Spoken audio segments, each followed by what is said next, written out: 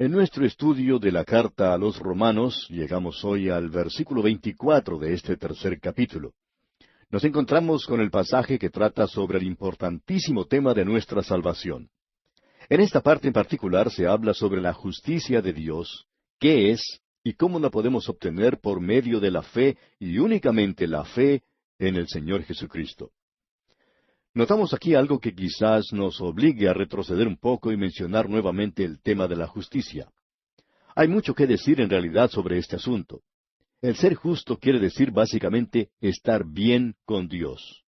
Y somos hechos justos con Dios en sus propios términos y de acuerdo a sus normas. Y Dios también provee la justicia que nosotros no podemos proveer por nosotros mismos. No podemos ser salvos por medio de la perfección porque Dios mismo tiene que exigirlo. Y usted y yo somos incapaces de proveerla. Y Él no nos puede salvar por imperfección por lo que Él ya es. De modo que Dios provee para nosotros lo que llamamos una justicia. Ahora otra vez nos preguntamos, ¿qué es la justicia?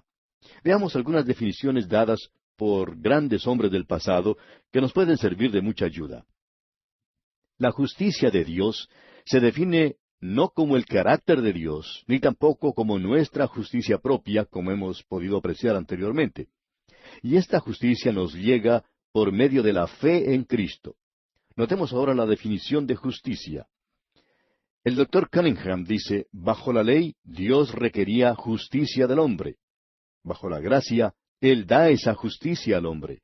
La justicia de Dios es esa justicia que la justicia de Dios le hace requerir. Y repito esta última parte.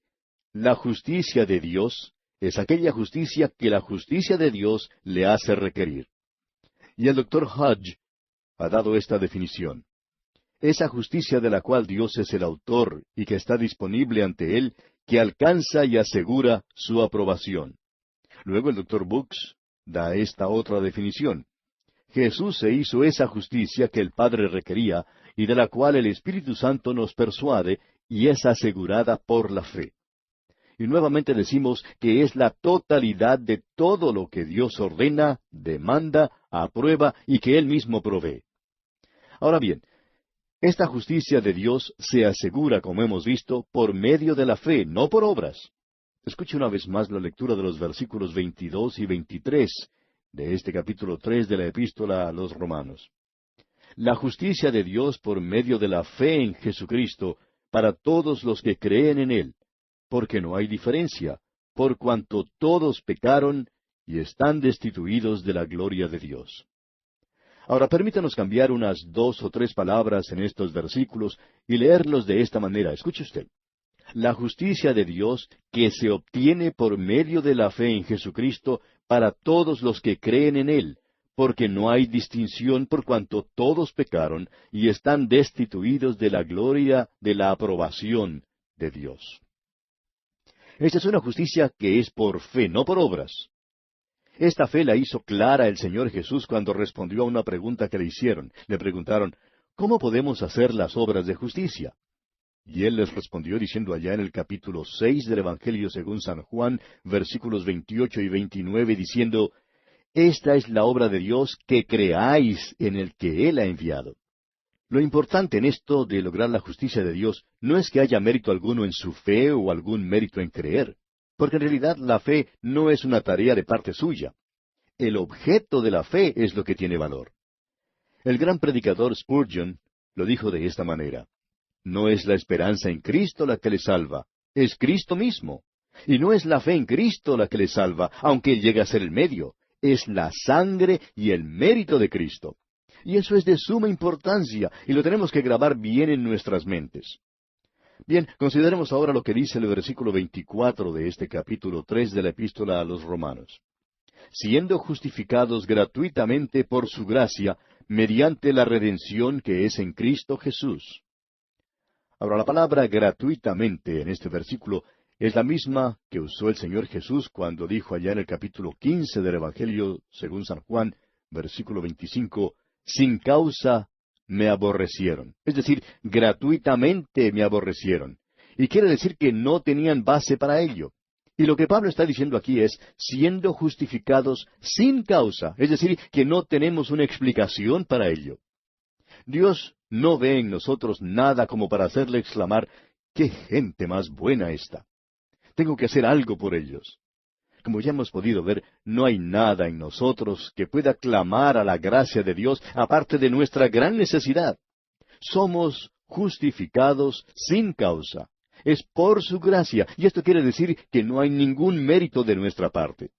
Y gracia es un favor de Dios, es amor en acción, es por medio de la redención. La redención siempre está ligada a la gracia de Dios.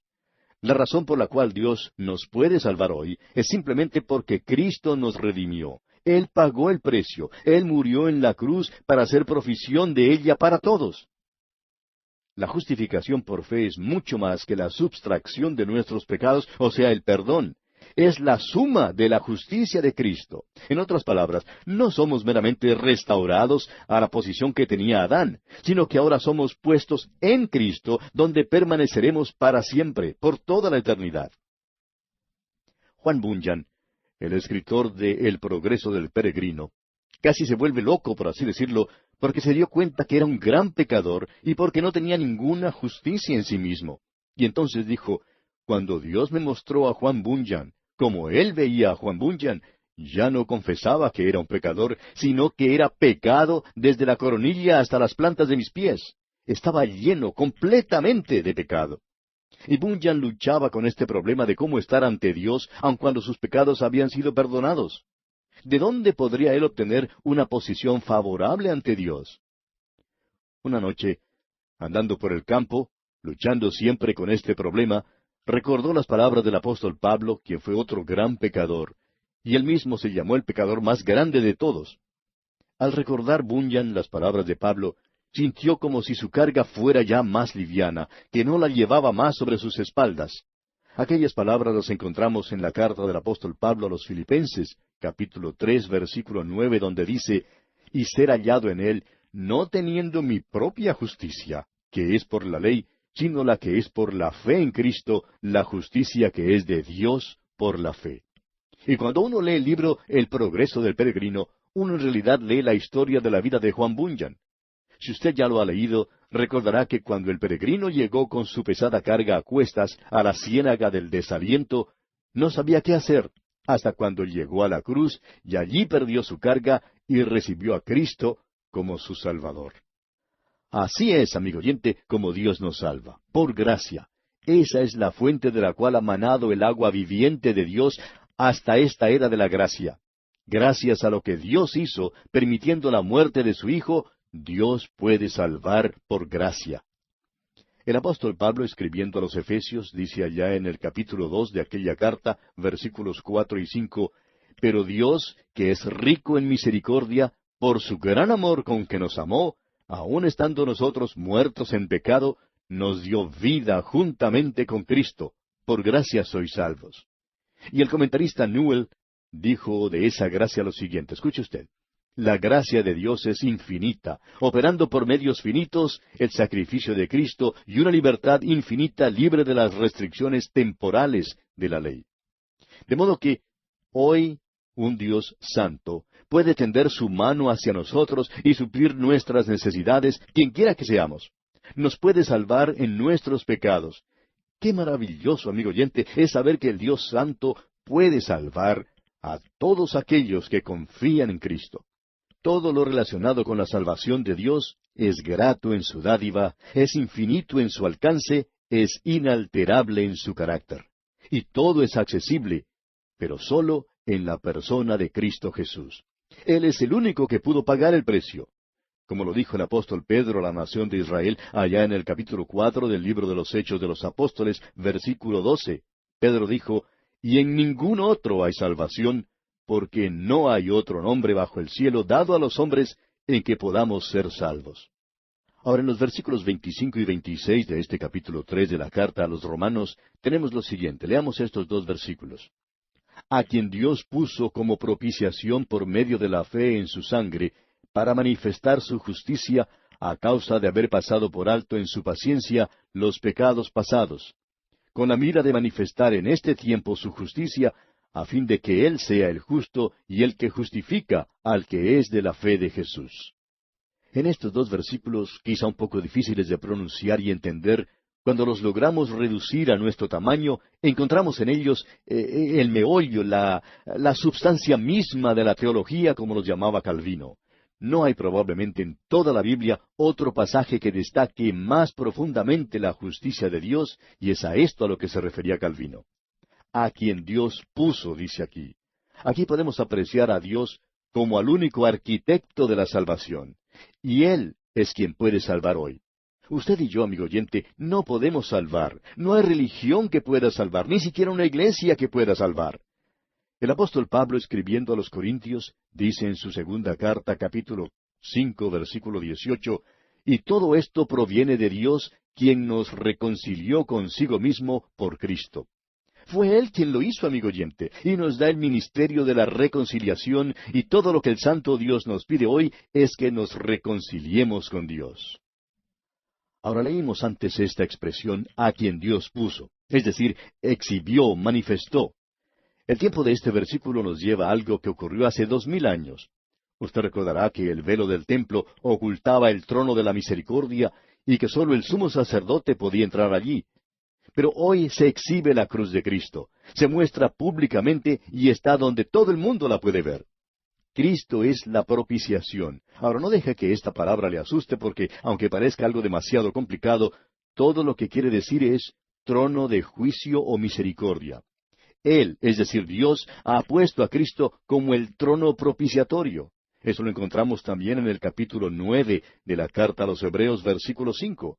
Veamos lo que se dice allí porque creemos que puede aclarar muchas dudas. Dice, y sobre ella los querubines de gloria que cubrían el propiciatorio. Y la misma palabra para propiciatorio es usada en este versículo. Cristo ha sido presentado como el propiciatorio. Usted recuerda el relato del publicano que fue al templo a orar. Él en realidad necesitaba del propiciatorio, pero no lo podía lograr porque era un publicano y no podía ir al templo para pedir misericordia. Lo que él oró fue, Dios, sé propicio a mi pecador. Pero en realidad quería decir, Dios, si solo hubiera un propiciatorio para un pobre publicano como yo. Ahora, lo que Pablo está diciendo aquí es que hay un propiciatorio para todos. Es maravilloso saber que hoy tenemos un Dios santo que con gozo, satisfacción y delicia ofrece al mundo el propiciatorio. Él dice, ven, yo te puedo aceptar. Allí en el Evangelio según San Juan, capítulo 6, versículo 37, nos dice, y el que a mí viene, no le echo fuera. Eso es maravilloso, amigo oyente. El publicano se había quedado afuera, y nosotros, amigo oyente, también nos habíamos quedado afuera del Dios Santo. Pero el camino ha sido abierto para todos. Aquí en el capítulo 3 de la Epístola a los Romanos, versículo 25, leemos algo sumamente interesante. Pablo escribe, a causa de haber pasado por alto en su paciencia los pecados pasados. Ahora, esto no quiere decir sus pecados y los míos del pasado, sino que se refiere más bien a los pecados de aquellos que vivieron antes de la cruz. En el tiempo del Antiguo Testamento, la gente compraba un corderito, y estamos seguros que usted hoy no lleva un corderito al altar de la iglesia para ser sacrificado. Eso sería pecaminoso en nuestros días. Pero en ese tiempo, antes de la venida de Cristo, era algo necesario. La ley lo exigía. El cordero del sacrificio estaba señalando, en efecto, hacia la venida de Cristo. Nadie en esa época creía que el corderito pudiera quitar sus pecados. Ninguna persona pensaba en eso. Si usted le pudiera haber preguntado a Abel, por ejemplo, cuando él presentó un cordero a Dios, y usted le hubiera dicho, Abel, ¿cree usted que el corderito quitará sus pecados? De seguro que Abel le habría respondido, no. Entonces, usted quizá le hubiera dicho, ¿por qué lo trajo entonces? Y la respuesta de Abel habría sido, Dios lo exigió, Él nos mandó que se lo trajéramos. Bueno, diríamos, pero eso no es lo que leemos en Génesis. Y él le contestaría entonces, pues debería leer el capítulo 11 de la carta a los Hebreos. Allí en ese capítulo 11 de la carta a los Hebreos, versículo 4 dice, por la fe, Abel ofreció a Dios más excelente sacrificio que a Caín. Ahora, ¿cómo podía él ofrecer un sacrificio más excelente que Caín por fe? Solo por revelación, amigo oyente. Y en el capítulo 10 de esta epístola a los Romanos, versículo 17, leemos, así que la fe es por el oír, y el oír por la palabra de Dios. La única manera que él pudo haber ofrecido ese sacrificio por fe era que Dios lo trajera. Usted le podría haber preguntado directamente a Abel, ¿sabe lo que Dios realmente piensa, Abel? Y creemos que Abel podría haber contestado algo así. Pues Dios le dijo a mi madre que vendría un Salvador. No sabemos cuándo, pero vendrá. Y hasta cuando Él venga, tenemos que hacer esto porque tenemos que andar por fe. Así es que cuando leemos aquí en este capítulo 3 de la Epístola a los Romanos los pecados pasados, quiere decir que hasta el día de la muerte de Cristo, Dios salvaba a crédito. Dios nunca salvó a Abraham ofreciendo un sacrificio. Dios nunca salvó a nadie por traer un sacrificio. El sacrificio señalaba hacia Cristo, y cuando Cristo vino, Él pagó todo lo del pasado. No solo los pecados del pasado, sino los pecados de este lado de la cruz, porque en el versículo 26 se nos dice, con la mira de manifestar en este tiempo su justicia, a fin de que Él sea el justo y el que justifica al que es de la fe de Jesús. Ahora, de este lado de la cruz, nosotros no traemos sacrificios, pero debemos confiar en Cristo. Ahora, Pablo hace una pregunta. Dice en la primera parte del versículo 27, ¿dónde pues está la jactancia? Si Dios está salvando hoy por fe en Cristo y no por nuestros méritos o nuestras obras, entonces, ¿dónde pues está la jactancia? ¿De qué podemos hacer alarde hoy en día, amigo oyente? No podemos ni siquiera jactarnos de que somos ortodoxos. Nosotros, amigo oyente, no tenemos nada de qué gloriarnos. Y Pablo hace esta pregunta, ¿dónde pues está la jactancia? Y luego contesta esta pregunta de esta manera aquí en el resto del versículo 27. Queda excluida. ¿Por cuál ley? ¿Por la de las obras? No, sino por la ley de la fe. Él quiere decir aquí, refiriéndose a la ley, que no se trata de la ley del Antiguo Testamento, sino que habla del principio de ley, de cualquier ley. Cualquier cosa que usted cree que puede hacer. Y en la segunda referencia, por supuesto, es la ley que excluye la ley del Antiguo Testamento. Y quiere decir sencillamente una regla o un principio de fe. En otras palabras, Dios salva a la raza humana no en base a méritos, sino en base a lo que uno cree sobre lo que Él ha hecho por nosotros y por lo tanto excluye la jactancia. Ahora en el versículo 28 leemos, concluimos pues que el hombre es justificado por fe sin las obras de la ley. Ahora esta no es una conclusión a la cual ha llegado Pablo, ni un resumen de lo que ha dicho, sino que está dando una explicación del por qué se excluye la jactancia. ¿Por qué? Porque el hombre, amigo oyente, es justificado por fe. Esa es la base. Y ahora Pablo presenta un argumento final. Escuche usted lo que dice aquí en el versículo 29 de este capítulo 3 de la Epístola a los Romanos. ¿Es Dios solamente Dios de los judíos? ¿No es también Dios de los gentiles? Ciertamente, también de los gentiles. En otras palabras, ¿Dios pertenece solamente a los judíos? ¿O pertenece también a los gentiles? Y Pablo dice, sí, también a los gentiles. El argumento que Pablo presenta aquí es muy decisivo. Pablo dice, si la justificación es por la ley, entonces Dios pertenece a los judíos. Pero si la justificación es por fe, entonces Él es Dios de los judíos y de los gentiles. La lógica aquí debe llamarnos la atención. Si los judíos persistían en su posición, entonces debería haber dos dioses, uno de los judíos y otro para los gentiles. Pero el judío no puede permitir esto. El judío es monoteísta, es decir, cree en un solo Dios. Y probablemente la declaración más grande jamás dada a la nación de Israel la encontramos allá en el libro de Deuteronomio capítulo 6, versículo 4, donde leemos, Oye Israel, Jehová nuestro Dios, Jehová uno es. Y ese fue el sonoro mensaje que él dio al mundo pagano antes de la venida de Cristo. Veamos ahora el versículo 30. Porque Dios es uno, y Él justificará por la fe a los de la circuncisión y por medio de la fe a los de la incircuncisión. En otras palabras, hay un solo Dios.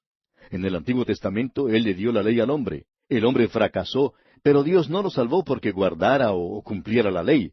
Fue el sacrificio el que siempre trajo la fe, señalando hacia la primera venida del Señor Jesucristo. Notemos ahora lo que dice el versículo 31, ya que Pablo no ha concluido su argumento. Dice, ¿luego por la fe invalidamos la ley? En ninguna manera, sino que confirmamos la ley. Esta referencia a la ley trae otro significado de esta palabra. No está limitada en esta ocasión al sistema mosaico. Tampoco se refiere a cualquier ley, sino que se está refiriendo a toda la revelación del Antiguo Testamento. La fe excluye la obra de la ley. ¿Anuló entonces toda la revelación del Antiguo Testamento? De ninguna manera. Y Pablo mostrará en el próximo capítulo, es decir, en el capítulo 4 de esta epístola a los Romanos, por medio de una ilustración de dos personajes del Antiguo Testamento, que son Abraham y David, que esto no excluyó aquello, porque estos dos sobresalientes hombres fueron salvos no por la ley, sino por la fe. Y bien, amigo oyente, nos detenemos aquí por hoy, porque nuestro tiempo ya ha concluido. Dios mediante, en el siguiente programa, continuaremos este apasionante estudio de la epístola del apóstol Pablo a los Romanos.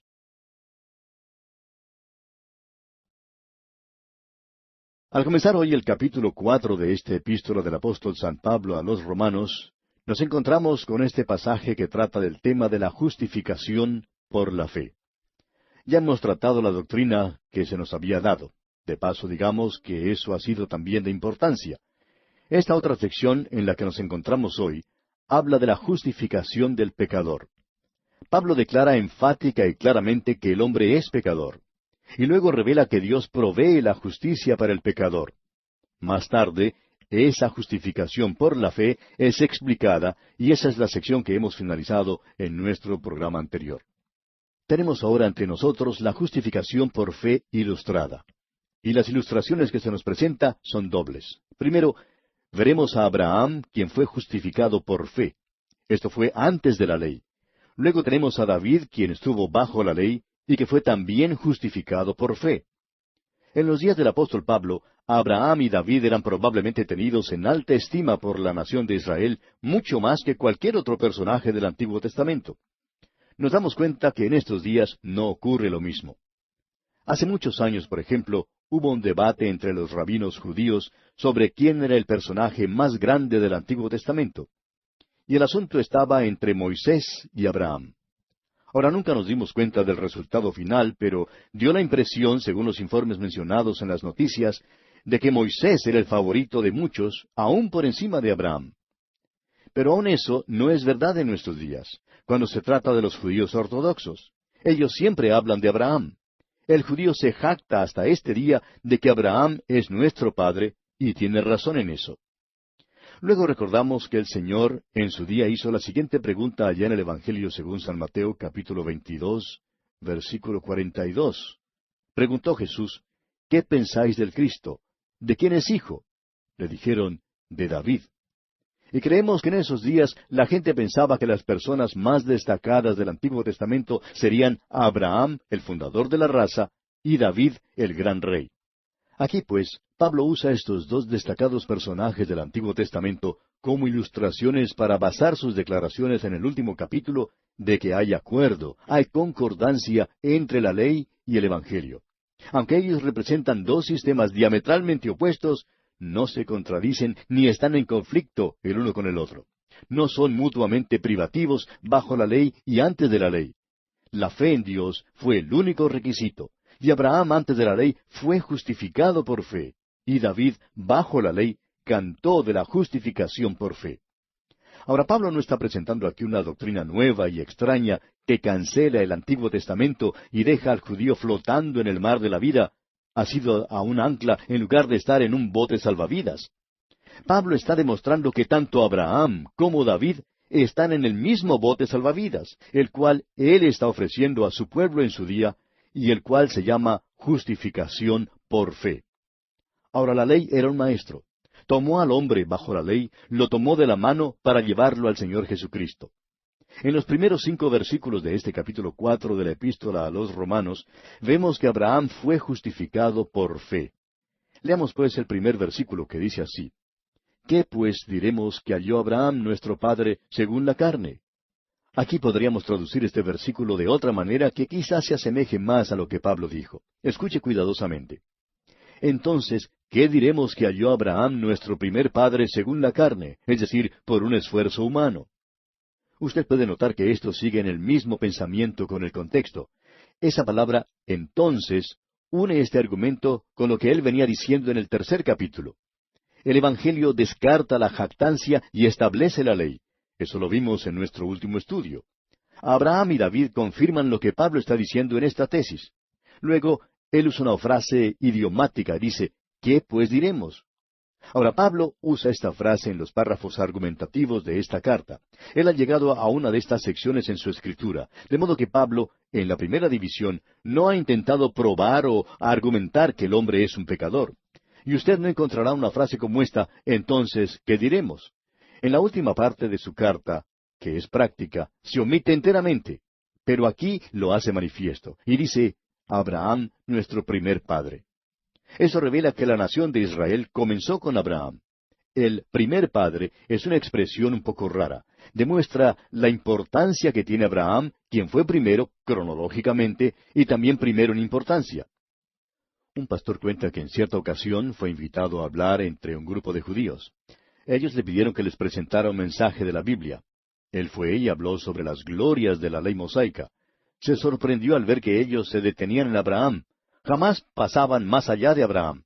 Luego él les preguntó si no contaban a Noé o a Adán en su linaje. Los judíos se pusieron a reír y le dijeron que no. Esos hermanos judíos dijeron simplemente no. Nos detenemos en Abraham. Él es nuestro primer padre. Bien, ¿qué fue entonces lo que descubrió Abraham según la carne? Abraham descubrió que las obras según la carne no producían jactancia, sino vergüenza y confusión. Esa era la obra de Abraham. No tenía nada de qué vanagloriarse. En realidad creemos que Abraham fue un gran hombre, especialmente en lo que concierne a Lot, y él no permitió que los reyes de Sodoma y Gomorra lo recompensaran. Pero Abraham no creyó a Dios y huyó hacia Egipto.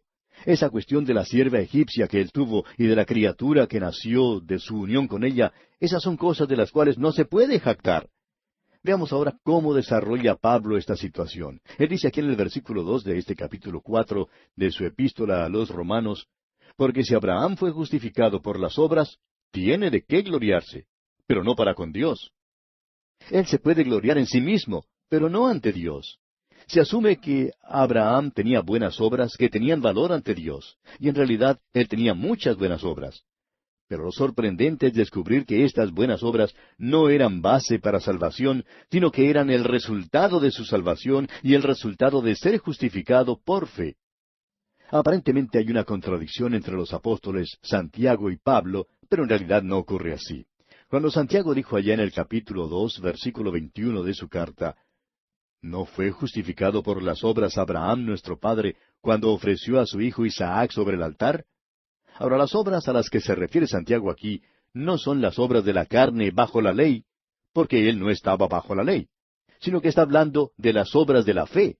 Abraham creyó en Dios y ofreció a Isaac, pero no llegó a dar muerte a su hijo. Dios lo detuvo y no permitió que cumpliera completamente con su ofrenda. Y tanto Santiago como Pablo se están refiriendo al mismo versículo. Abraham creyó a Dios y le fue contado por justicia. Usted puede leer esto allá en el capítulo 2 de la epístola del apóstol Santiago, versículo 23, y también en este capítulo 4 de la epístola a los Romanos, versículo 3. Lo que hace Santiago es ir hasta el fin de la vida de Abraham y también hasta el momento en que ofreció a Isaac.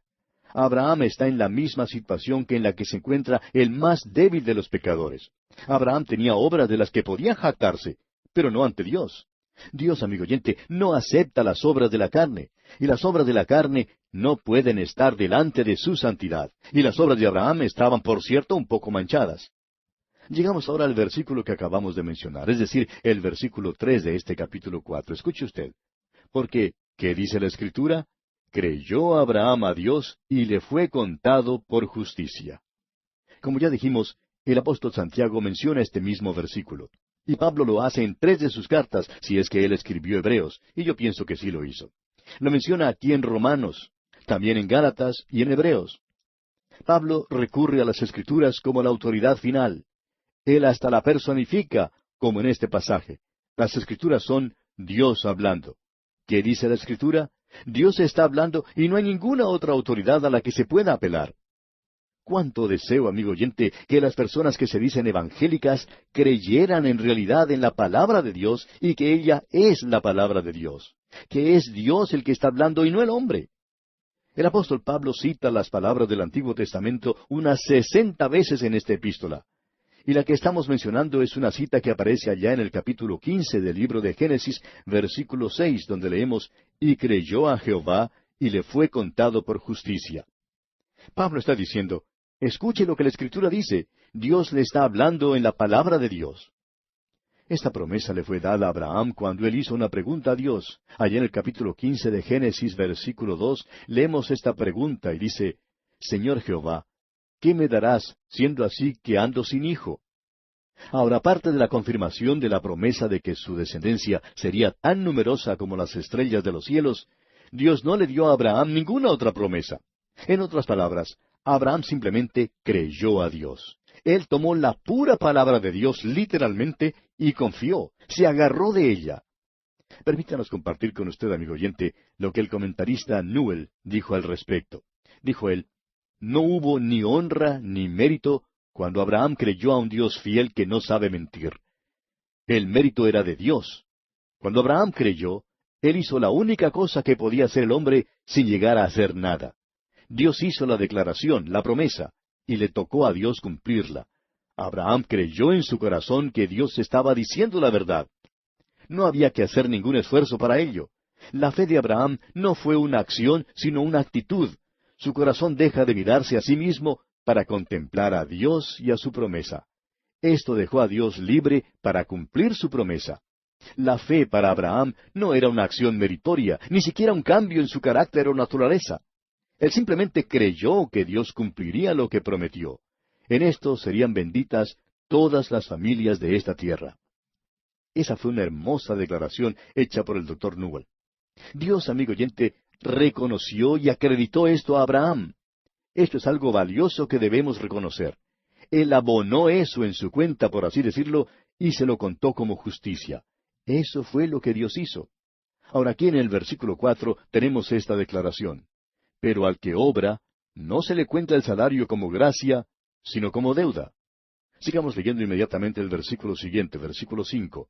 Mas al que no obra, sino cree en aquel que justifica al impío, su fe le es contada por justicia. Por lo general, un obrero recibe un salario por los servicios que ha prestado.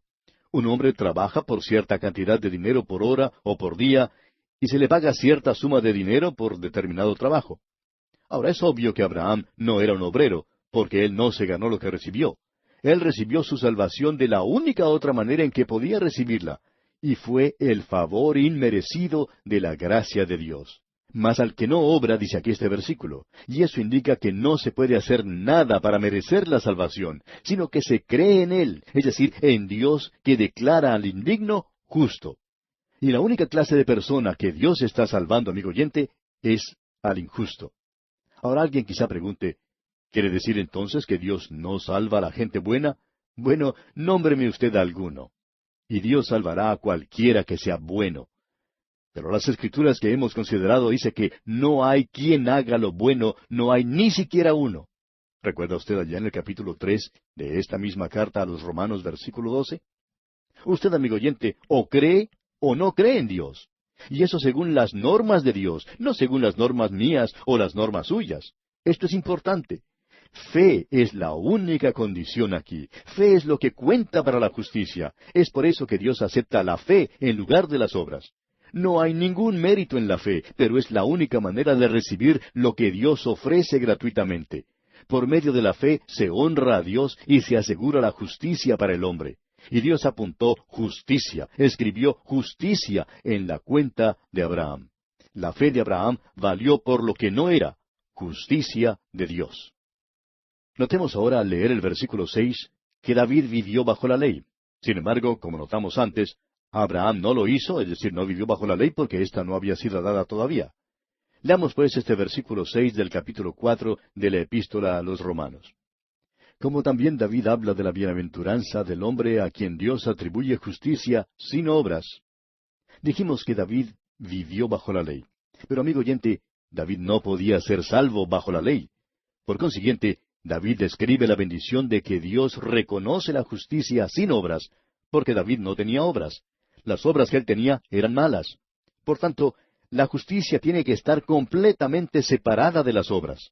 Tiene que venir bajo un principio enteramente diferente. El versículo 7 dice, diciendo, Bienaventurados aquellos cuyas iniquidades son perdonadas y cuyos pecados son cubiertos. Esta es una cita directa del Salmo 32, versículos 1 y 2. Y este es uno de los salmos penitenciales de David. El Salmo 51 es el otro. Estos versículos son el producto del gran pecado de David y por consiguiente confesión y aceptación. Bienaventurados, dice aquí. Y esto expresa lo más elevado en la felicidad y el gozo. Esta es la bienaventuranza más grande de todas. David conoció esto por experiencia, y que Dios perdona las iniquidades, es decir, la desobediencia. David quebrantó la ley deliberadamente. Él no lo hizo en ignorancia de la ley. Sin embargo, fue perdonado. Y esto habla de una remisión completa. Esto es mucho más que un simple perdón. Un juez severo puede hacer eso bajo ciertas circunstancias. Pero aquí se habla de la ternura de Dios, que toma al pecador en sus brazos de amor y lo recibe con afecto, y sus pecados son cubiertos. ¿Cubiertos? ¿Cómo? Porque el Señor Jesucristo murió y derramó su sangre. Es por eso que el apóstol Pablo dijo aquí en el versículo 8, Bienaventurado el varón a quien el Señor no inculpa de pecado. El Señor no inculpa de pecado. David fue un gran pecador. Sin embargo, Dios quitó su pecado tal cual le informó Natán. Eso lo leemos allá en el segundo libro de Samuel, capítulo 12, versículo 13, donde dice, Entonces dijo David a Natán, Pequé contra Jehová. Y Natán dijo a David, También Jehová ha remitido tu pecado, no morirás. Pero David fue corregido. David había dictado su propio castigo cuando él respondió al relato de Natán, del hombre rico, que tomó la única corderita del hombre pobre. David dijo, allá en el versículo 6 del segundo libro de Samuel, capítulo 12, debe pagar la cordera con 4 tantos. Y 4 de los hijos de David fueron muertos. El hijo de Betsabé, Amnón su primogénito, Absalón y Adonías. La aflicción fue como una plaga en la vida de David. Pero la culpa de David no fue acreditada a su cuenta. Otro llevó la culpa por él. No nos sorprende que él pudiera decir, Bienaventurado aquel cuya transgresión ha sido perdonada. Ahora, ¿qué de usted, amigo oyente? ¿Se goza hoy porque sus pecados han sido perdonados? El apóstol Pablo vuelve ahora a Abraham en el versículo 9 de este capítulo 4 de su carta a los Romanos, que dice, ¿Es pues esta bienaventuranza solamente para los de la circuncisión, o también para los de la incircuncisión? Porque decimos que a Abraham le fue contada la fe por justicia. Ahora eso fue antes, porque Abraham había estado cubierto por el pacto que Dios había hecho con él. Y en el versículo 10 de este capítulo 4 leemos, ¿Cómo pues le fue contada? ¿Estando en la circuncisión o en la incircuncisión? No en la circuncisión, sino en la incircuncisión. Dios le había hecho una promesa a Abraham, y él creyó que Dios lo haría mucho antes de que hubiera un acuerdo hecho, salvo lo que Dios había dicho que haría. Y Abraham creyó en la lisa y llana palabra de Dios. Veamos ahora los versículos 11 hasta el 13 de este capítulo 4 de la epístola a los Romanos. Y recibió la circuncisión como señal, como sello de la justicia de la fe que tuvo estando aún incircunciso, para que fuese padre de todos los creyentes no circuncidados, a fin de que también a ellos la fe les sea contada por justicia. Y padre de la circuncisión, para los que no solamente son de la circuncisión, sino que también siguen las pisadas de la fe que tuvo nuestro padre Abraham antes de ser circuncidado. Porque no por la ley fue dada a Abraham o a su descendencia la promesa de que sería heredero del mundo, sino por la justicia de la fe. Dios hizo esa promesa a Abraham, amigo oyente, mucho antes de la introducción de la circuncisión, mucho antes de eso. Él simplemente creyó en Dios, amigo oyente. Ahora, en el versículo 14 y hasta la primera parte del versículo 16, leemos, Porque si los que son de la ley son los herederos, vana resulta la fe y anulada la promesa. Pues la ley produce ira, pero donde no hay ley, tampoco hay transgresión. Por tanto, es por fe, para que sea por gracia. Como usted puede ver, amigo oyente, Dios salvó a Abraham por gracia nada más. Siguiendo más adelante en este capítulo 4 de la epístola a los Romanos, podemos observar lo siguiente aquí en el versículo 19. Y no se debilitó en la fe al considerar su cuerpo que estaba ya como muerto, siendo casi de 100 años, o la esterilidad de la matriz de Sara. No hay ningún mérito de por sí en la fe. No había nada alrededor de Abraham en lo cual él pudiera confiar. Nada para tocar, nada para ver, absolutamente nada. Todo lo que él hizo fue confiar en Dios. Y eso es lo importante. Ahora en el versículo 20 leemos, tampoco dudó por incredulidad de la promesa de Dios, sino que se fortaleció en fe, dando gloria a Dios. Abraham no vacilaba. Ese es el pensamiento en este pasaje. Él dejó de mirar a su alrededor para mirar a la promesa. Creyó en la promesa a pesar de que las circunstancias la anulaban. Por el contrario, antes puso su confianza en la promesa, basándose en quién la había dado, adorando de esa manera a Dios. El hombre fue creado para glorificar a Dios, pero por la desobediencia él hizo lo contrario. Y la única manera para que usted pueda glorificar a Dios ahora es creyendo en Él. El versículo 21 dice, plenamente convencido de que era también poderoso para hacer todo lo que había prometido. ¿En qué tenía confianza? El versículo 22 dice, por lo cual también su fe le fue contada por justicia. Esta fe es en la resurrección. La vida después de la muerte es lo que aceptó Abraham en lugar de su propia justicia que él no tenía. Dios declaró justo a Abraham por su fe en la promesa de levantar un hijo de la tumba de la muerte, es decir, del seno de Sara. Y Dios promete vida eterna a quienes creen que Él levantó a su propio hijo de la tumba de José de Arimatea, es decir, el lugar de la muerte. Escucha ahora lo que dice el apóstol aquí en los versículos 23 y 24 de este capítulo 4 de la epístola a los Romanos. Y no solamente con respecto a Él se escribió que le fue contada, sino también con respecto a nosotros, a quienes ha de ser contada, esto es, a los que creemos en el que levantó de los muertos a Jesús, Señor nuestro. Usted sabe que el vientre de Sara era como una tumba, era un lugar muerto, pero de él salió vida. Abraham le creyó a Dios. Eso fue lo que dijo Jesús allá en el capítulo 8 del Evangelio según San Juan, versículo 56, cuando dijo, Abraham vuestro padre se gozó de que habría de ver mi día, y lo vio, y se gozó. Pablo finaliza este capítulo de esta manera aquí en el versículo 25, diciendo, el cual fue entregado por nuestras transgresiones y resucitado para nuestra justificación. Eso es fe, no solo en la muerte de Cristo, sino también en su resurrección. Alguien ha dicho que en su muerte Cristo pagó nuestra deuda, y en su resurrección Él descargó esa deuda.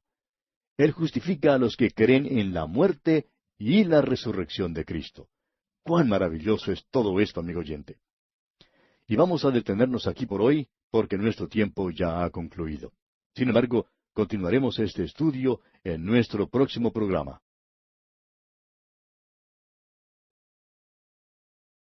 Llegamos hoy al capítulo 5 de esta epístola a los Romanos.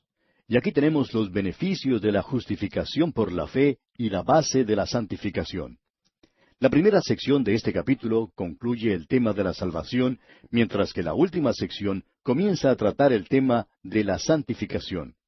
La salvación y la santificación son temas diferentes, pero no contrarios, sino que la santificación surge de la salvación como el agua del manantial.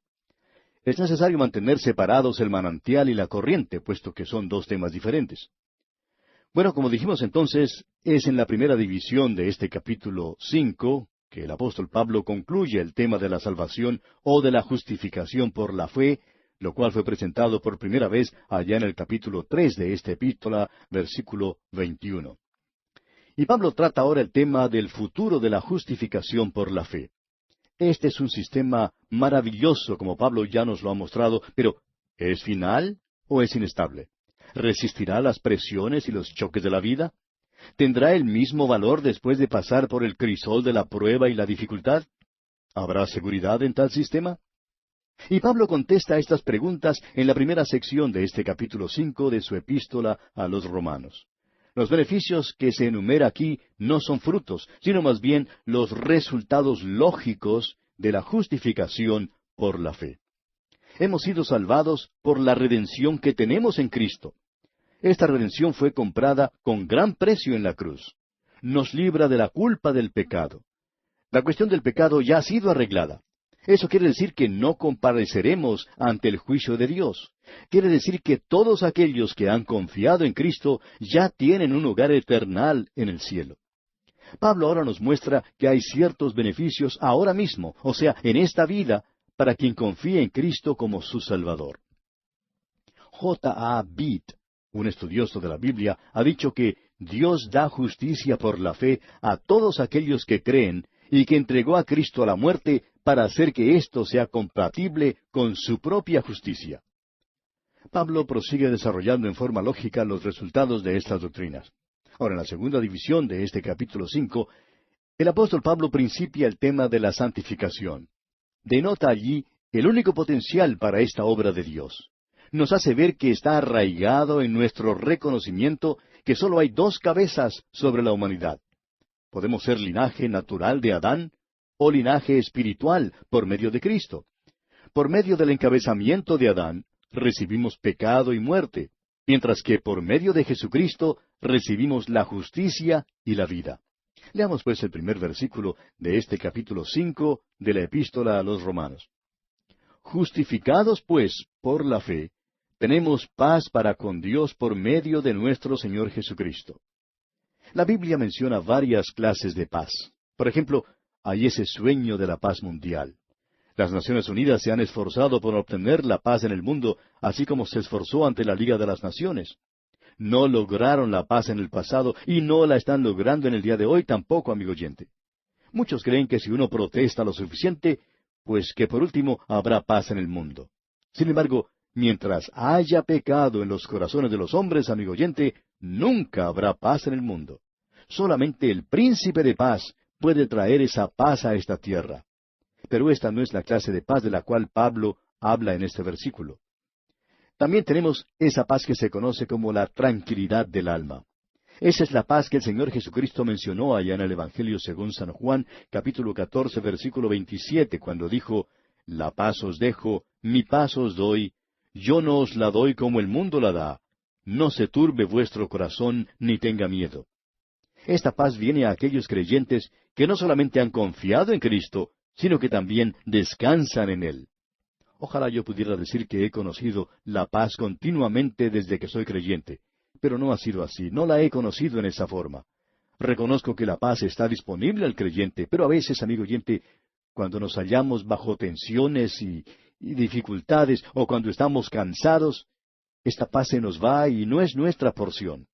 Bueno, tampoco es esta la paz de la cual Pablo habla aquí. La paz de la cual Pablo habla en este versículo es el estado de estar reconciliados con Dios. Es la paz que resulta entre el pecador reconciliado y Dios. El pecador ya no es enemigo de Dios que lucha contra él. El creyente en Cristo tiene paz con Dios, quien ha extendido su misericordia al pecador. Dios ya no tiene cargo alguno contra el pecador.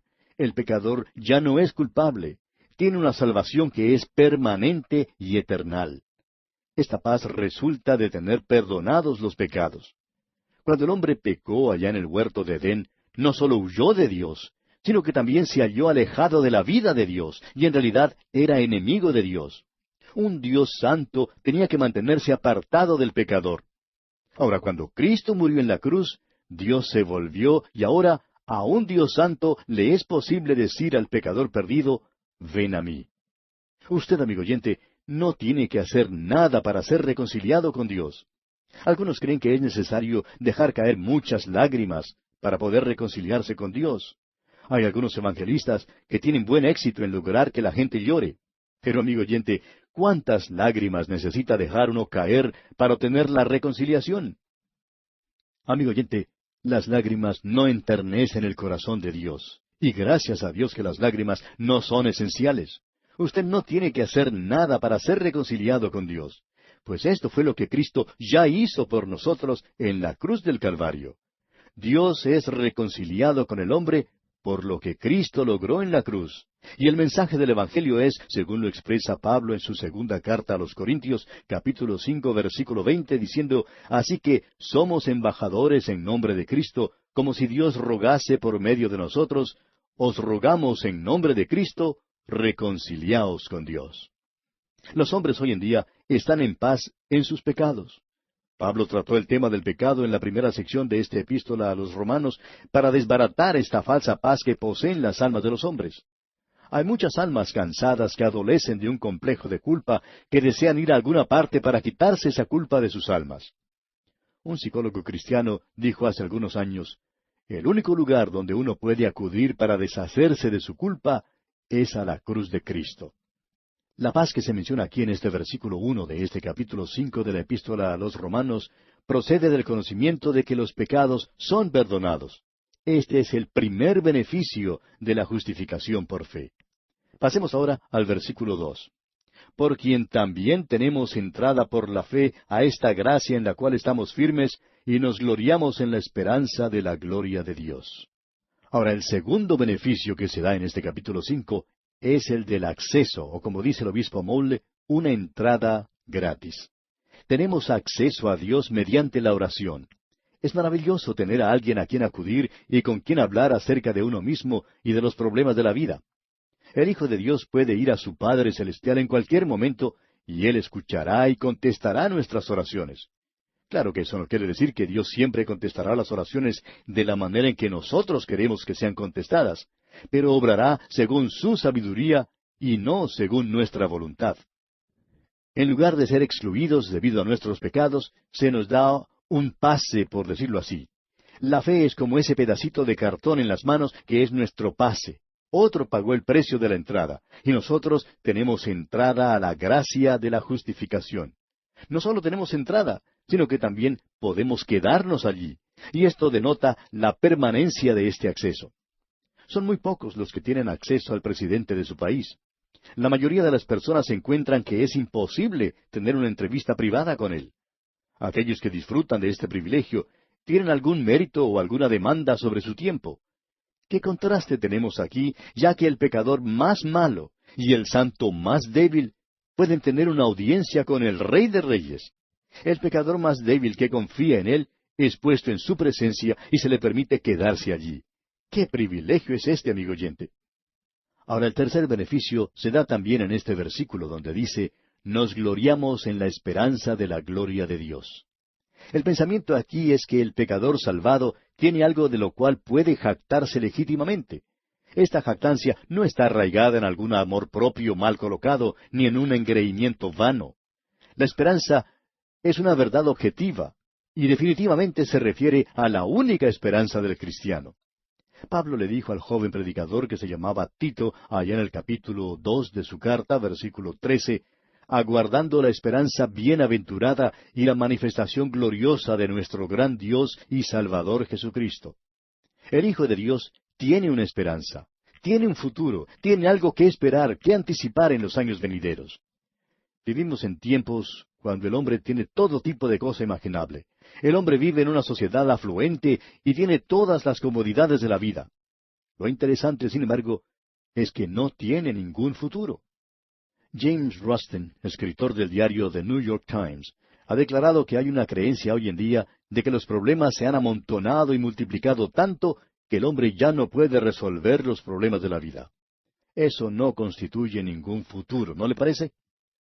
Antes de morir, George Bernard Shaw dijo que había puesto toda su esperanza en el liberalismo y que había descubierto que tal filosofía no había resuelto los problemas del mundo. Luego hizo la siguiente declaración un tanto extraña. Dijo, ustedes miran a un ateo que ha perdido su fe. Cuando un ateo pierde su fe, en verdad ha perdido algo, amigo oyente. No tiene nada más de lo cual pueda asirse. El mundo hoy en día está buscando una esperanza y un futuro. Esto explica muchos de los movimientos que existen en el día de hoy. La falta de esperanza ha conducido a muchos al vicio de los narcóticos y a otros a buscar algún escape en otras avenidas perjudiciales. El hombre ha perdido su esperanza en el futuro. Pero los creyentes tienen una esperanza bienaventurada. Ellos sí saben que a los que aman a Dios, todas las cosas les ayudan a bien, esto es, a los que conforme a su propósito son llamados, como dice Pablo en el capítulo 8 de esta misma epístola a los Romanos, versículo 28.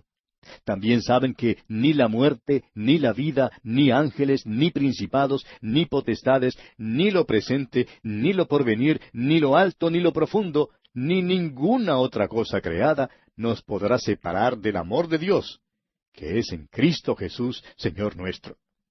La esperanza de una felicidad eterna pertenece solamente a los redimidos por la preciosa sangre de Cristo.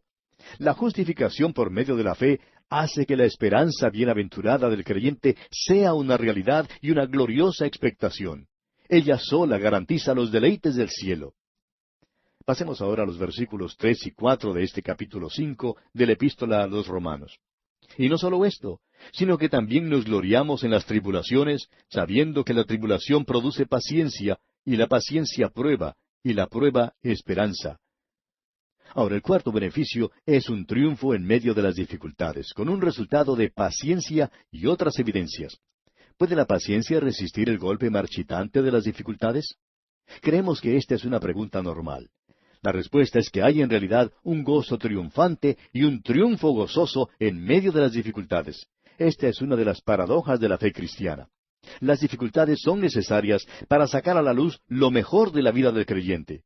La única manera en que Dios puede obtener fruto de la vida del creyente es podando o cortando sus pámpanos. El mundo no busca las dificultades, sino las situaciones buenas, fáciles o cómodas en las cuales las dificultades no existan. La palabra de Dios dice allá en la primera carta del apóstol Pablo a los Tesalonicenses, capítulo 1, versículo 6, «Y vosotros vinisteis a ser imitadores de nosotros y del Señor, recibiendo la palabra en medio de gran tribulación, con gozo del Espíritu Santo». También nos dice allá en la primera carta del apóstol Pedro, capítulo 1, versículo 7, «Para que sometida a prueba vuestra fe, mucho más preciosa que el oro, el cual aunque perecedero, se prueba con fuego, sea hallada en alabanza, gloria y honra cuando sea manifestado Jesucristo». El resultado de esta experiencia para el cristiano es una manifestación visible en su vida, y esto es lo que la Biblia llama el fruto del Espíritu Santo. Algunos frutos del Espíritu son también el producto de nuestra experiencia. También el creyente mismo y los que entran en contacto con Él pueden comprobar que Él es aprobado de Dios. Las dificultades no deben debilitar la fe del cristiano, sino más bien fortificarla. En realidad, las dificultades deben engendrar intrepidez. El resultado final es esperanza, lo cual significa un optimismo sobreabundante en cuanto a la vida. Y ahora en el versículo 5 tenemos el quinto beneficio. Dice, «Y la esperanza no avergüenza, porque el amor de Dios ha sido derramado en nuestros corazones por el Espíritu Santo que nos fue dado». El quinto beneficio es el amor de Dios, lo que quiere decir el amor de Dios se ha manifestado para con nosotros, como los versículos siguientes lo comprueban. Este versículo no está hablando en cuanto a nuestro amor para con Dios, sino del amor de Dios para con nosotros. Pablo dice que esta esperanza nunca nos defraudará ni nos traicionará y tampoco nos causará vergüenza, porque en el mismo tiempo de la persecución el amor de Dios nos es manifestado por medio del Espíritu Santo. Ahora esta es la primera referencia al ministerio del Espíritu Santo y solo se menciona brevemente en este versículo. No llegamos a ninguna explicación acerca del ministerio del Espíritu Santo, sino hasta el capítulo 8 de esta epístola a los Romanos, donde se menciona muchas veces. Pero aquí quisiéramos dirigir su atención al hecho de que se establece con toda claridad en este versículo que el Espíritu Santo es dado a todo creyente y no solamente a algunos pocos. El Espíritu Santo confirma en forma viviente la realidad del amor de Dios en el corazón de cada creyente. Esto es amor de Dios para con nosotros y no nuestro amor para con Dios. Mucho necesitamos estar conscientes del hecho de que Dios nos ama. Cuando somos probados severamente, el recordar este hecho nos da estabilidad y felicidad interior. Este es el amor de Dios para con nosotros, que sólo el Espíritu Santo nos puede hacer comprender y ver en Cristo. El apóstol Juan, en su primera carta, capítulo 4, versículo 10, dice, «En esto consiste el amor, no en que nosotros hayamos amado a Dios, sino en que Él nos amó a nosotros y envió a su Hijo en propiciación por nuestros pecados». Ahora, el sexto beneficio, el cual también se encuentra en este versículo 5, es el hecho de que el Espíritu Santo es dado a cada creyente, como ya hemos mencionado. La obra del Espíritu Santo que mora en cada creyente es su obra particular en esta edad de la gracia. Allá en el Evangelio según San Juan capítulo 14, versículo 17 leemos, «El Espíritu de verdad, al cual el mundo no puede recibir porque no le ve ni le conoce, pero vosotros le conocéis, porque mora con vosotros y estará en vosotros». Pasemos ahora al versículo 6 en nuestro estudio de este capítulo 5 de la Epístola a los Romanos. «Porque Cristo, cuando aún éramos débiles, a su tiempo murió por los impíos». Ahora fíjese usted que Cristo murió por los impíos. Dios reveló su amor en la cruz. Cristo no murió por los hombres y mujeres, muchachos y muchachas buenos. Murió por los impíos, murió por aquellos que eran sus enemigos y por aquellos que le aborrecieron. Sin embargo, Cristo no nos salvó solamente por su amor. Amigo oyente, Dios es más que amor. Él es santo, es justo. No puede abrir la puerta de atrás del cielo para dejar entrar a los pecadores bajo alguna cubierta de oscuridad. No puede dejar entrar al cielo a pecadores simplemente en la base de su amor. Dios tuvo que hacer algo en cuanto a la culpa del pecador. Es necesario el juicio del pecado. Dios sí nos ama. Es malo decir a los niños, si haces esto de nuevo, Pepito, o si eres malo, Pepito, Dios no te amará. Amigo oyente, Dios amará a Pepito no importa lo que haga. No hay nada que podamos hacer que pueda impedir que Dios nos ame. Sin embargo, es verdad que usted puede apartarse del amor de Dios. Por ejemplo, usted no puede impedir que el sol brille, pero sí puede salirse de la luz del sol. Pues bien, usted puede alzar la sombrilla del pecado o de la indiferencia o la sombrilla del alejamiento de la voluntad de Dios. Pero Dios aún así todavía le ama. Sin embargo, permanece el hecho de que Dios no nos salva solo por su amor. El mismo apóstol Pablo, escribiendo a los Efesios, dice en el capítulo 2, versículos 8 y 9, porque por gracia sois salvos por medio de la fe, y esto no de vosotros, pues es don de Dios, no por obras, para que nadie se gloríe. Amigo oyente, Dios nos salva por gracia, más bien que por su amor. Ahora fíjese usted en lo que el amor de Dios logró. El Señor Jesucristo dijo allá en el Evangelio según San Juan, capítulo 3, versículo 16, porque de tal manera amó Dios al mundo, que ha dado a su Hijo unigénito, para que todo aquel que en Él cree no se pierda, mas tenga vida eterna. Dios demostró su amor por la humanidad, amigo oyente, dando a su Hijo para que muriera en la cruz. La muerte de Cristo pagó la deuda de la culpa suya y de la culpa mía, y permitió que un Dios santo salvara a cualquiera que acudiera a Él creyendo. Es necesario llegar por el camino indicado por Dios. No podemos llegar al Padre por nuestro propio camino, sino por el camino que Él ha provisto mediante Jesucristo. Este es el universo de Dios y es Él quien dicta los reglamentos. Considere usted las palabras de Jesús cuando Él dijo allá en el capítulo 14 del Evangelio según San Juan, versículo 6, Yo soy el camino y la verdad y la vida. Nadie viene al Padre sino por mí. Este versículo muestra la completa bancarrota de la raza humana sin valores espirituales o morales, sin una capacidad para entrar en contacto con Dios y su impotencia para hacer lo bueno. Cristo no vivió por los impíos, sino que murió por ellos. No murió por los piadosos, sino por los impíos. En cambio, no pidió nada. Esta es la maravillosa gracia de Dios, amigo oyente. Ahora el versículo 7 dice, Ciertamente apenas morirá alguno por un justo. Con todo, pudiera ser que alguno osara morir por el bueno. ¿Conoce usted, amigo oyente, a alguien que esté dispuesto a morir por usted? Pablo está diciendo que nadie ama lo suficiente a un justo como para morir por él. En cambio, es posible imaginarse que un hombre bueno, que sea generoso y amistoso, engendre tal grado de buena voluntad de parte de algunos, que estén dispuestos hasta morir por él. Los impíos no caen bajo ninguna de estas dos clasificaciones. El amor de Dios, en cambio, fue lo suficientemente profundo como para morir por aquellos que son impíos, y el amor no puede hacer más que eso. El buen joven que rescató a un borracho que estaba a punto de ahogarse y que en el proceso perdió su propia vida, ocasionó el siguiente comentario. Qué lástima que tal joven bueno diera su vida por un borrachín tan despreciable. Ahora, esto no es nada, amigo oyente, comparado con el sacrificio de Cristo por los pecadores. Dios nos amó lo suficiente como para enviar a su propio Hijo a morir por nosotros. Y si fuera necesario, y no lo es, Cristo aparecería ahora mismo para morir nuevamente por usted. Tanta es la magnitud del amor de Dios por usted, amigo oyente. Y aquí, amigo oyente, vamos a detenernos por hoy porque nuestro tiempo ya ha tocado a su fin. Continuaremos la consideración de este capítulo 5 de la Epístola a los Romanos en nuestro próximo programa.